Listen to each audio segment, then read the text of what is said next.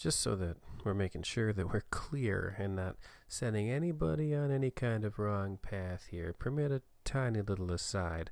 We're talking in this whole learn section about forgetting death, but that doesn't mean you should forget your mortality. That doesn't mean you should forget the fact that you are able to die. You should be smart about that. Don't be so consumed by the idea of dying that it defines what you do. So don't be careful because you're afraid of death. But do be careful with what you do, with the decisions you make, because you have respect for your life. It's not about what you aren't going to be able to do. It's about what you are going to be able to do.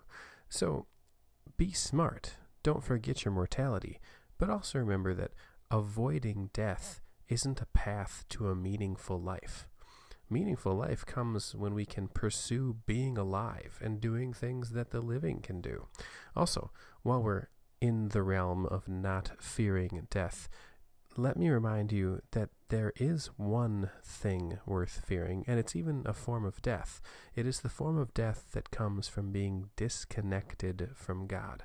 We would call this spiritual death. There are people who are alive and suffering from it right now, and I hope that you're doing this spotlight as much for those people and for their potential benefit as you're doing it for yourself and your potential benefit. So don't be afraid of death. Don't forget your own mortality.